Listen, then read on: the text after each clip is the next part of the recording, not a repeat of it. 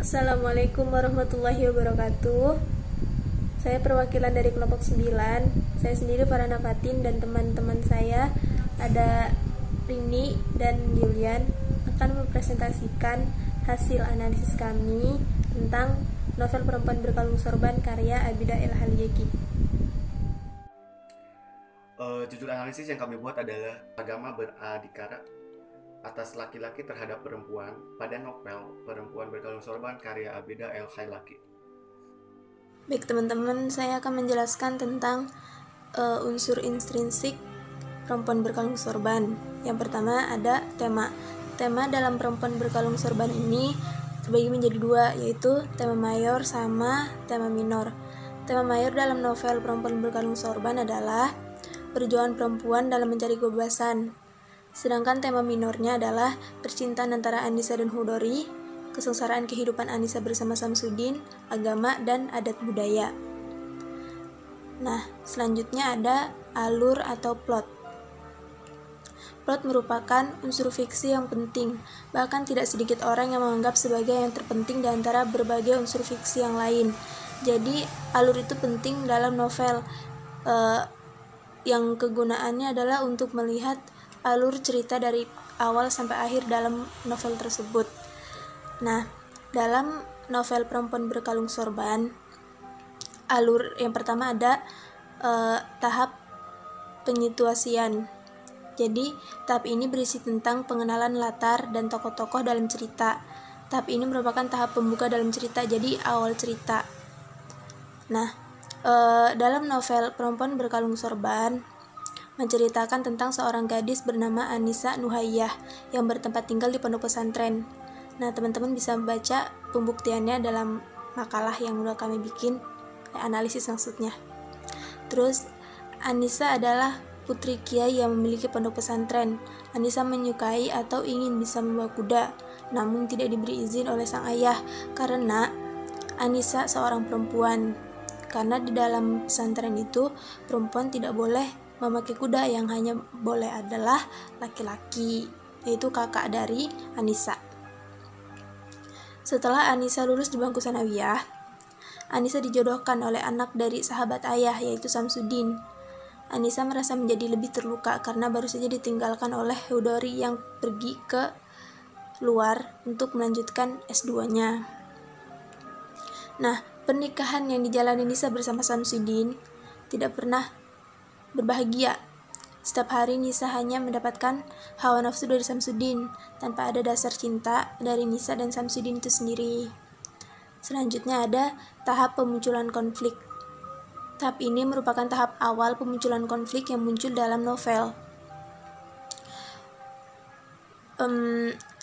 Pemunculan konflik dalam novel Perempuan Berkalung Sorban yaitu saat Nisa dijodohkan oleh anak sahabat dari ayah Nisa yang juga seorang kiai. Namun sialnya, Samsudin ini tidak mencerminkan akhlaknya sebagai seorang santri atau sebagai anak kiai. Dapat dibuktikan dari kutipan yang telah kami paparkan di dalam analisis, teman-teman bisa baca ya. Terus yang ketiga ada tahap peningkatan konflik. Tahap ini berisi tentang konflik yang telah ada pada tahap sebelumnya. Jadi konflik yang pertama akan dikembangkan lagi di tahap peningkatan konflik. Dalam Perempuan Berkalung Sorban, peningkatan konflik terjadi ketika Nisa bukanlah perempuan satu-satunya yang Samsudin setubuhi. Banyak perempuan di luar sana yang Samsudin permainkan, meski Samsudin sudah menikah, tapi ia tidak mempedulikan itu. Terus karena kebiasaan Samsudin yang sering pergi dari rumah, setelah memenuhi hawa nafsunya bersama Nisa, datang seorang janda yang sedang hamil mengadu kepada Nisa, mengatakan apa yang telah dilakukan suaminya Samsudin. Selanjutnya ada tahap klimaks. Nah, tahap ini berisi tentang konflik di dalam cerita yang sudah memuncak dari tiap-tiap tokohnya. Dalam novel Perempuan Berkalung Sorban, klimaks yang ada dalam novel tersebut adalah akhirnya Nisa memilih untuk menjadi janda muda karena perlakuan Samsudin padanya, dan Nisa memilih untuk menerima tunangan dari Hudori. Dalam tahap ini memunculkan banyak konflik batin yang terjadi pada Nisa akibat perlakuan Samsudin semasa masih bersama. Jadi di dalam novel ini, biarpun Nisa sudah menikah dengan Hudori, tapi masih banyak memiliki kenangan-kenangan pedih bersama Samsudin. Terus yang terakhir yaitu tahap penyelesaian. Tahap penyelesaian ini memberi jalan keluar setelah terjadi tahap klimaks. Jadi tahap penyelesaian ini akhir dari cerita di dalam novel.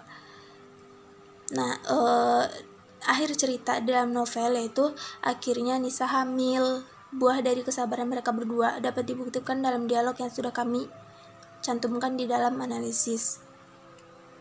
Nah, karena Nisa dianggap sebagai perempuan yang tidak bisa hamil, mungkin itu menjadi salah satu alasan kenapa Nisa selalu diomong-omong, jadi omongan orang lain karena Nisa tidak bisa hamil. Tapi ternyata di akhir cerita Nisa hamil, itu yang membuktikan bahwa cerita ini akan selesai. Selanjutnya adalah setelah 9 bulan Nisa mengandung, akhirnya Nisa akan melahirkan anak pertamanya bersama Hudori, anak laki-laki yang bernama Mahbub. Dapat dibuktikan dalam kutipan yang telah kami tertera dalam analisis. Nah, akhir yang ingin pembaca inginkan adalah Nisa dan Hudori bisa hidup senang. Tetapi cerita di dalam novel berbeda. Akhirnya Hudori meninggal karena kecelakaan. Baik teman-teman, itu saja. Terima kasih. Baiklah, selanjutnya adalah tokoh dan penokohan. Tokoh dan penokohan merupakan unsur yang penting dalam cerita fiksi. Tokoh mengacu pada pelaku cerita yang muncul dalam sebuah cerita fiksi. Sedangkan penokohan adalah penghadiran tokoh dalam cerita fiksi atau drama dengan cara langsung atau tidak langsung, dan mengundang pembaca untuk menafsirkan kualitas dirinya lewat kata dan tindakan. Tokoh dibedakan berdasarkan peran dan pentingnya dalam cerita fiksi. Nah, tokoh tersebut dibagi menjadi tokoh utama dan tokoh tambahan. Sedangkan tokoh yang dilihat dari fungsi penampilan tokoh itu dapat dibedakan ke dalam tokoh protagonis dan tokoh antagonis. Tokoh utama adalah tokoh yang diutamakan penceritanya. Tokoh yang banyak ceritakan sering berhubungan dengan tokoh-tokoh lain dan sangat mempengaruhi perkembangan plot cerita secara keseluruhan. Sedangkan tokoh tambahan merupakan tokoh dengan frekuensi kemunculannya tidak sebanyak tokoh utama. Biasanya pemunculan tokoh ini agak diabaikan atau kurang mendapat perhatian. Perbedaan tokoh utama dan tokoh tambahan bersifat gradasi dan tidak dapat dilakukan secara eksak. Perbedaan yang bersifat gradasi ini disebabkan karena kadar keutamaan setiap tokoh itu bertingkat. Tingkatan itu ialah tokoh utama yang utama, tokoh utama tambahan, tokoh tambahan utama, dan tokoh tambahan yang memang tambahan. Dalam novel Perempuan Berkalung Sorban, tokoh utamanya adalah Anissa. Tokoh utama tambahan adalah Lek Hudori dan Samsudin. Sedangkan tokoh tambahan utama adalah Haji Anan Abdul Malik atau ayah dari Anissa, tokoh utama. Dan kemudian ada Hajah Mutminah atau ibu dari Anissa. Kemudian ada Kalsum, terus ada tokoh Wildan, tokoh Rizal, dan Mbak Maryam. Tokoh tambahan yang memang tambahan adalah ada Mbak Mai, Aisyah, Ibu Samsudin, Nina, Le Umi Sa'adah, Paman Farid, Pak Joko atau guru bahasa Indonesianya, Mbak Imuna, Mbak Ulfah, Pak Hanan, Udin, Kiai Mahfud, Kiai Saleh, Kang Kirun, Basumi, dan Mbak Fauziah. Kemudian tokoh protagonis. Nah, tokoh protagonis merupakan tokoh yang biasanya pembaca kagumi dan populer dengan sebutan tokoh hero. Tokoh protagonis menampilkan sesuatu yang sesuai dengan pandangan dan harapan pembaca. Sedangkan tokoh antagonis merupakan tokoh yang menjadi penyebab terjadinya konflik dan beroposisi dengan tokoh protagonis secara fisik maupun batin. Tokoh protagonis dalam novel Perempuan Berkalung Sorban yaitu ada tokoh Anissa, Lek Hudori, ada Hajah Mutminah, Kalsum, Mbak Maryam, Mbak Mai, Aisyah, Wildan, Rijal, dan Nina. Sedangkan tokoh antagonis dalam novel ini adalah kami menyebut ada tokoh Samsudin dan Haji Anan Abdul Malik. Adapun penjelasan dari masing-masing penokohan dalam novel Perempuan Berkalung Sorban, yaitu pertama dalam penokohan Anissa. Tokoh Anissa dikisahkan sebagai tokoh yang pantang menyerah dan memiliki tekad yang kuat. Tekad tersebut diimplementasikan oleh tokoh ketika ia sedang disudutkan, seperti pada kutipan berikut. Apapun yang terjadi, aku harus bisa. Aku mesti belajar naik kuda. Aku akan tetap belajar naik kuda. Kutipan tersebut ada di halaman 8. Kemudian penokohan Anissa ini yang selanjutnya adalah pintar.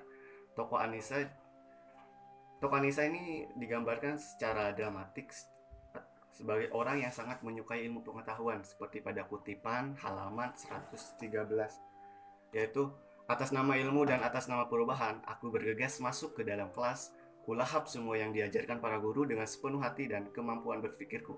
3 tahun berlalu dan kini aku telah lulus dengan menduduki ranking kedua setingkat kabupaten. Kemudian penokohan yang selanjutnya adalah kritis.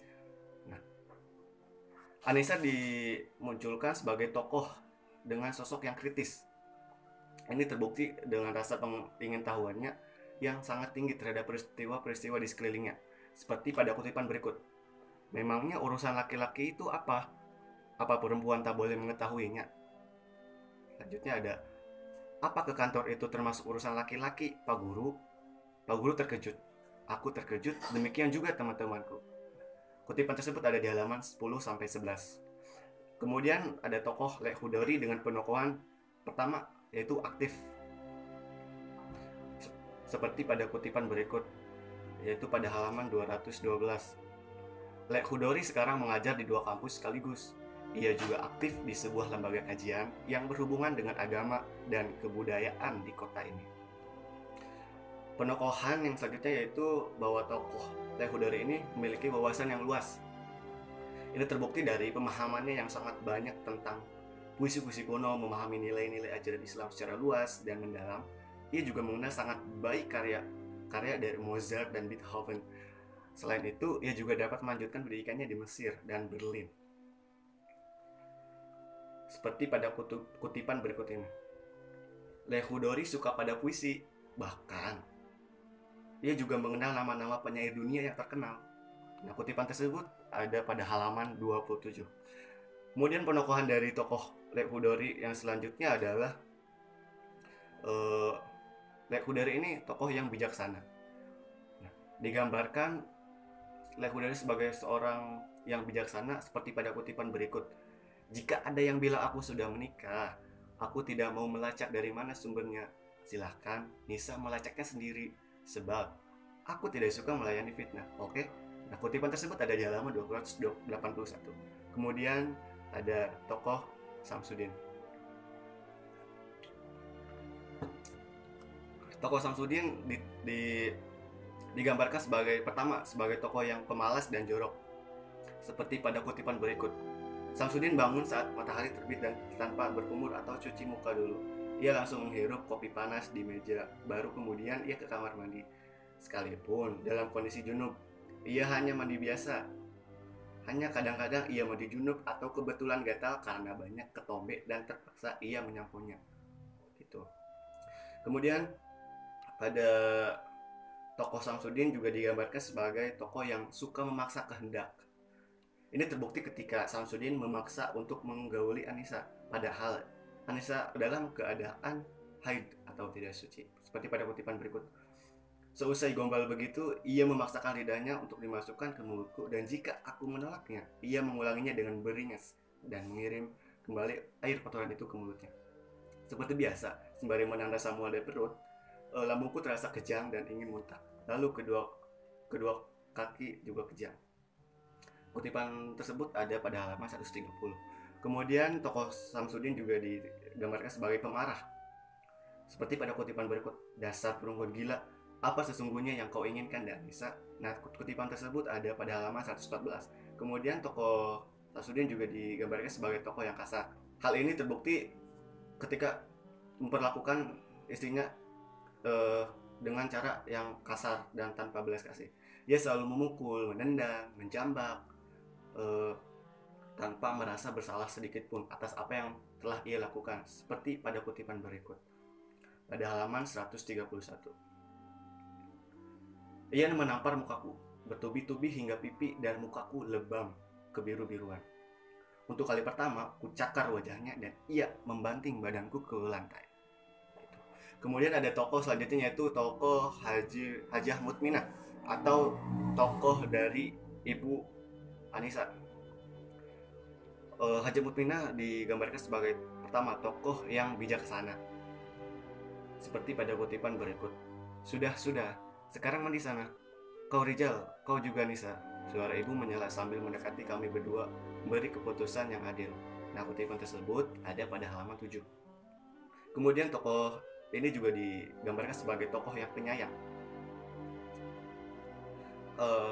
Tokoh ini digambarkan oleh pengarang sebagai seorang ibu yang penyayang ketika panik mendengar anak perempuannya dianiaya, seperti pada kutipan berikut. Apapun reaksinya, Pak, kita harus menyelesaikannya masalah ini secara kekeluargaan. Demi Nisa, Pak, Bapak harus membicarakan masalah ini dengan Kiai Nasir. Ibu mendesak. Bapak jangan lupa, jika ini dibiarkan berlarut-larut, Nisa yang akan jadi korban. Ini saja ibu rasa sudah terlambat. Jadi jangan ditunda-tunda lagi, kasihan Nisa. Nah, kutipan ini terdapat pada halaman 183 sampai 184. Kemudian ada tokoh Kiai Haji Hanan atau Haji Hanan Abdul Malik atau tokoh dari ayah Nisa. Nah, tokoh ini digambarkan sebagai yang keras, agamis, penganut paham adikara laki-laki terhadap perempuan.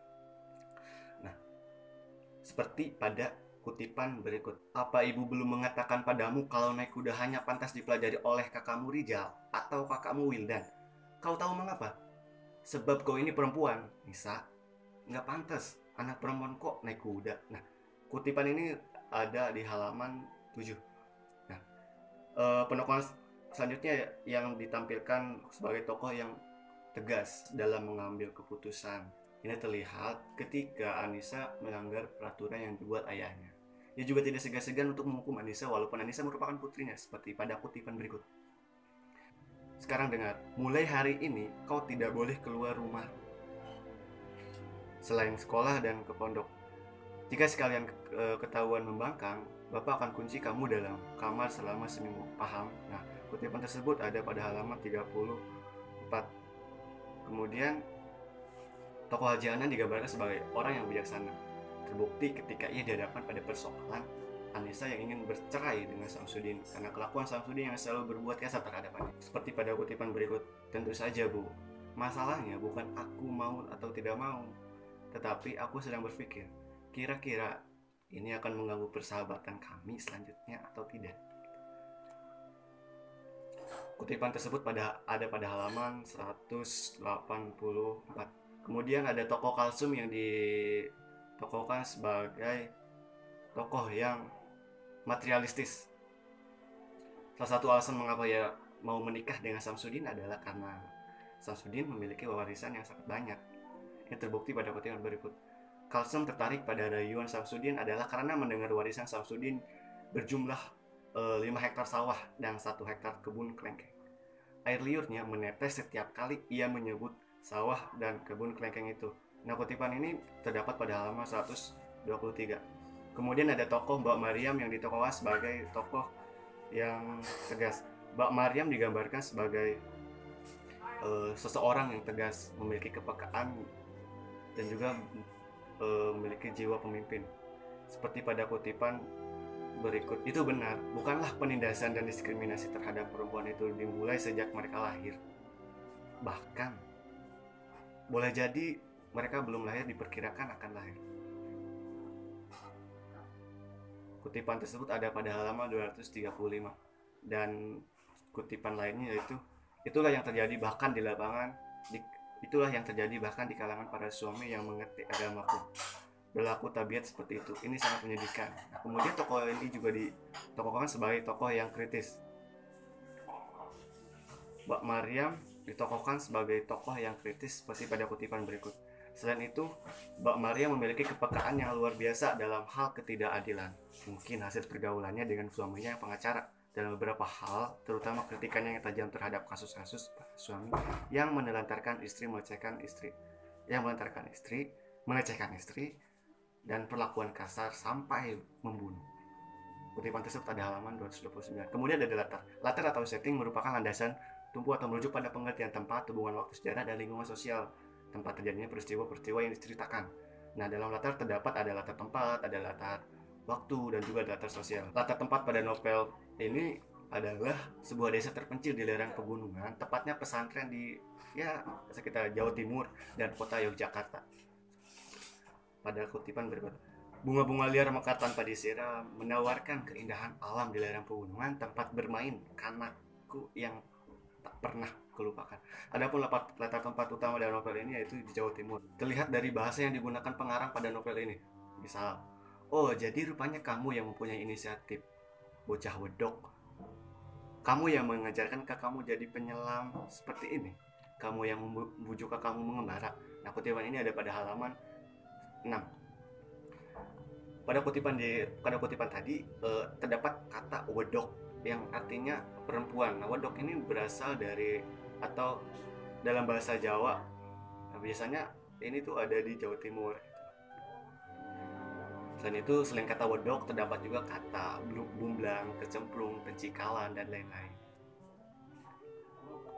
Latar tempat lainnya adalah Yogyakarta atau kota Yogyakarta, yaitu ketika Nisa memutuskan kuliah atau melanjutkan pendidikan di perguruan tinggi di Jogja dan mengambil filsafat sebagai pilihan ilmu yang didalami. Seperti pada kutipan berikut, atas dukungan ibu dan Wildan, juga atas pertimbangan bahwa kondisi kurang baik untuk tinggal terlalu lama tanpa aktivitas setelah menjanda, aku putuskan niatku untuk segera berangkat ke Yogyakarta melanjutkan sekolah di perguruan tinggi. Kemudian, kutipan tadi itu ada pada halaman 202. Kemudian latar tempat berikutnya adalah pondok pesantren, seperti pada kutipan berikut. Pondok pesantren putri yang didirikan oleh bapakku Kiai Haji Hanan Abdul Malik memiliki cita-cita dan harapan untuk mendidik dan menjadikan remaja putri agar menjadi kaum muslimah yang berguna. Latar tempat lainnya adalah yang secara deskriptif dan melalui dialog yang ada, yaitu rumah Samsudin, seperti pada kutipan berikut. Selain Samsudin, hanya akulah satu-satunya penghuni rumah ini. Jika ia pergi, perasaanku menjadi leluasa untuk berbuat apa-apa. Nah, kutipan ini ada pada halaman 111. Selanjutnya ada latar waktu. Latar waktu pada novel Perempuan yang Berkalung Sorban ini sekitar tahun 1980-an. Karena dalam novel ini menceritakan tentang perjuangan seorang wanita untuk menyamakan kedudukan dan haknya dengan laki-laki. Alasan lain yang mendukung bahwa novel ini berlatar waktu tahun 1980-an adalah kejadian atau kehidupan tokoh Anissa yang menggambarkan kehidupan pada era tersebut, seperti peralatan alat komunikasi yang digunakan berupa surat. Telepon masih jarang sekali ditemukan oleh masyarakat. Seperti pada kutipan berikut, pada saat usia kandunganku mencapai 5 bulan, ibu dan bapak mengunjungi kami untuk melihat dengan mata kepala sendiri cerita kehamilanku yang telah kukabarkan melalui surat. Kutipan ini ada pada halaman 287. Kemudian latar sosial. Latar sosial pada novel ini yaitu pertama, perilaku diskriminasi, seperti pada kutipan berikut. Apa ibu belum mengatakan padamu kalau naik kuda hanya pantas dipelajari oleh kakakmu Rijal atau kakakmu Wildan? Kau tahu mengapa? Sebab kau ini anak perempuan. Nisa, gak pantas anak perempuan kok naik kuda. Pencilakan, apalagi keluyuran mengelilingi ladang sampai ke belulang segala, memalukan. Nah, kutipan ini ada pada halaman 7. Kemudian tata sosial selanjutnya adalah budaya berpendapat. Budaya dalam pesantren novel Perempuan Berkalung Sorban ini membuat perempuan tunduk dengan aturan dan perintah laki-laki. Setiap perkataan dan perintah harus dipatuhi, dan inilah yang membuat perempuan tidak memiliki hak untuk mengutarakan pendapatnya. Seperti pada kutipan berikut. Tidak perlu diteruskan, lebih baik kita memperdalam topik kita malam ini. Tegas Pak Kiai dengan nada memutus. Ada yang terasa aneh dalam benakku. Bukankah pertanyaanku juga dalam rangka memperdalam topik malam ini? Nah, kutipan ini ada pada halaman 84. Kemudian latar sosial lainnya adalah seputar tradisi perjodohan, yaitu ketika Anissa harus dengan terpaksa menerima perjodohan dengan Samsudin saat dirinya masih duduk di bangku MTS. Seperti pada kutipan berikut. Rupanya mereka tengah merundingkan sesuatu untuk masa depanku. Alangkah jauhnya mereka melewati nasiku. Begitu riangnya mereka menggambari masa depanku mau-maunya. Pastilah mereka mengira alangkah bodoh dan naifnya aku ini, sehingga untuk menentukan nasib masa depanku sendiri tak perlu lagi mereka melibatkanku. Nah, kutipan ini ada pada halaman 90. Kemudian kita beralih kepada sudut pandang. Nah, sudut pandang atau point of view ini merupakan sebuah cara untuk atau pandangan yang digunakan pengarang sebagai sarana untuk menyajikan tokoh, tindakan, latar dan berbagai peristiwa yang membentuk cerita dalam sebuah karya fiksi kepada pembaca. Dalam novel ini, sudut pandang yang dipakai atau yang digunakan adalah sudut pandang persona pertama, karena dalam novel ini menggunakan kata aku untuk mendeskripsikan tokoh utama. Kutipan yang mendukung sudut pandang orang pertama pada novel Perempuan Berkalung Sorban ini seperti pada kutipan berikut. Aku tertidur sebentar, dan dalam sebentar itu jiwaku dibawa terbang oleh mimpi aneh yang menjemputku. Seolah aku tiba di suatu taman penuh pohon buah delima yang masak, dan mereka berebutan ingin kupetik. Kemudian ada gaya bahasa. Gaya bahasa atau style adalah cara pengucapan bahasa dengan prosa atau bagaimana seorang pengarang mengungkapkan sesuatu yang akan dikemukakan. Nah, gaya bahasa merupakan sarana sastra yang memberikan efek estetika dan penciptaan makna. Gaya bahasa yang digunakan dalam novel Perempuan Berkalung Sorban ini menggunakan gaya bahasa beberapa majas, yaitu ada majas personifikasi, dibuktikan dari gemercik air tak henti mengalir mengisi kolam dan gelombang. Sungai-sungai kecil melengkungkan tubuhnya seperti sabit para petani yang menunggu musim panen. Ada pada halaman 1. Kemudian ada majas sarkasme. Majas ini biasanya berisi berupa makian atau cemoohan atau sindiran. Dibuktikan dari kutipan, dasar perempuan gila, apa sesungguhnya yang kau inginkan Anissa? Ada pada halaman 114. Kemudian ada majas hiperbola. Nah, majas hiperbola ini dibuktikan dengan kutipan, jika sekuntum mawar tumbuh di tengah taman, kaulah mawar itu dan aku tamannya, yang siap merawatmu, menjagamu dengan kemesraan yang terus menyala. Kutipan ini ada halaman 87. Kemudian ada majas asosiasi, yaitu dibuktikan dengan kutipan, seperti purnama di wajah rembulan, kau adalah purnamaku. Nah, kutipan ini ada pada halaman 87. Amanat yang ingin disampaikan penulis untuk para pembaca dalam novel Perempuan Berkalung Sorban adalah pesantren tidak menjadi penghalang untuk mengejar mimpi di dunia luar. Pengarang ini menyampaikan bahwa perempuan harus bijak dalam mengambil langkah untuk kesuksesan dirinya sendiri. Pesantren atau menikah bukan penghalang tetap mencari ilmu. Dengan cukupnya ilmu pengetahuan yang dimiliki, perempuan dapat membela hak-haknya dan tetap memegang kodrat kita sebagai perempuan. Selanjutnya adalah analisis isi dari novel Perempuan Berkalung Sorban. Seperti yang sudah tertera di judul, bahwa kita mengambil tentang bagaimana agama beradhikara atas laki-laki terhadap perempuan. Nah, jadi seperti yang sudah kita ketahui bahwa novel ini adalah salah satu novel yang sangat kental atas atau akan nilai-nilai keagamaan dan berlatarkan dunia pesantren juga. Jadi setiap kegiatan atau perilaku tokoh selalu didasari atas nilai-nilai agama dan nilai-nilai pesantren, yang mana ilmunya berasal dari ilmu yang berasal dari kitab dan Al-Quran. Nah, di dalam novel ini selalu mengatasnamakan atau membawa tentang agama dan tentang ilmu-ilmu pesantren yang berasal dari kitab serta Al-Quran, yang tentunya katanya selalu berhubungan dengan fitrah dan kodrat, baik kodrat atau fitrah perempuan maupun kodrat atau fitrah seorang laki-laki. Adanya dalih-dalih tentang fitrah dan kodrat ini seringkali memunculkan pandangan bahwa agama itu sedikit condong kepada laki-laki dan lebih tidak memihak kepada perempuan seperti itu. Banyak sekali hal yang tidak boleh dilakukan oleh perempuan namun boleh dilakukan oleh laki-laki. Nah, dengan hal ini pula menyebabkan bahwa tanpa adanya usaha untuk yang dilakukan laki-laki secara penuh atau secara lebih, laki-laki sudah mampu berkuasa terhadap perempuan karena dalih-dalih dari dalam novel ini dikatakan bahwa banyak sekali hal-hal yang tidak boleh dilakukan oleh perempuan. Nah, misalkan seperti berkuda. Nah, berkuda ini hanya boleh dilakukan oleh laki-laki, ujar ayahnya Anissa atau pimpinan pesantren. Dia selalu melarang Anissa untuk belajar berkuda karena menurutnya berkuda hanya pantas dilakukan oleh laki-laki dan tidak pantas untuk perempuan. Jika kita menilik secara realita kenyataan yang ada sekarang, bahwa sebetulnya sudah tidak ada sekat antara perempuan dan laki-laki, dan posisi antara perempuan, fitrah antara perempuan dan laki-laki adalah sama. Semuanya sama-sama memiliki kewajiban dan hak-haknya tersendiri tanpa dibedakan.